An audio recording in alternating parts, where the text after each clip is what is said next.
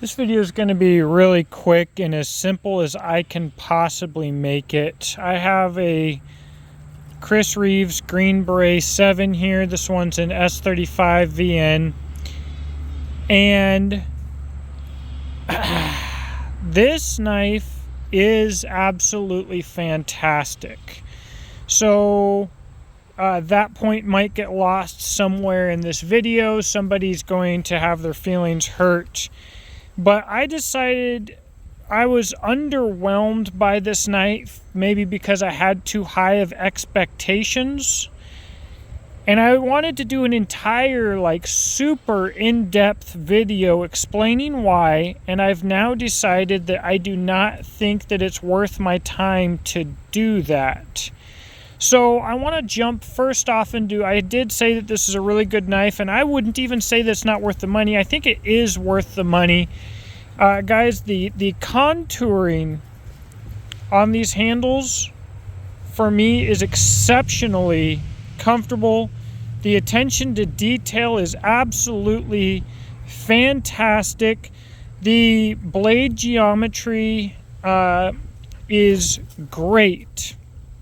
Now, where I'm coming from the perspective as a soldier myself who deployed and took a combat knife with myself, I will say that this knife would be 1,000 times better than the combat knife that I'll just call it a knife that I deployed with I didn't know any better.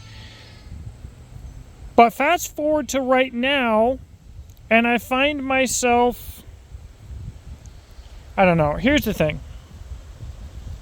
We've got this hollow grind, and the Chris Reeves thing with the hollow grind is that as you sharpen it over the life of the blade, you can maintain your edge geometry even as you start sharpening down your grind.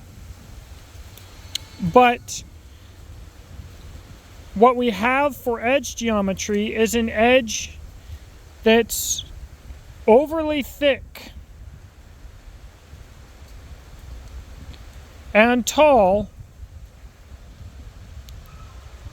and I understand that we want a somewhat thick convex edge because soldiers are silly with knives and abuse the piss out of them. But I just don't think that all of this is necessary. And so where I don't believe that this knife, I don't want to give it a whole lot more time. I believe that there are other knives out there that I would take over the Green Beret 7 that are more affordable, easier to obtain. And I think that this edge geometry, you try and make it really tough, despite the fact that it's S35 VN, by having a really thick micro bevel that's convexed, and yet you've got a hollow grind because you've got this thing about keeping your edge geometry when you're sharpening the edge down, and it's too much compromise. I think we can do better. I think we can have a tougher edge that cuts better without any issue. And with modern steels, nobody's really sharpening their knives down like a butcher from the 1930s to the point where they're sharpening through a knife with modern steels. And honestly, the fact that people don't use one knife for 30 or 40 years anymore. We can afford to have a lot of knives, and we love it. I don't know. And the sheath is awful. It's not awful. It's not awful. It's below the standards that I would expect for what you're paying and for the reputation of the knife. So, if I was going to, everybody's going to be asking, well, Jake, what would you get? If I was on a budget, I would probably get something from Essie. If I had a little more money, I'm going to look at Void Tactical, certainly. And heck, honestly, before I went with this Green Beret 7, I would go with the doggone Reeve knives F5.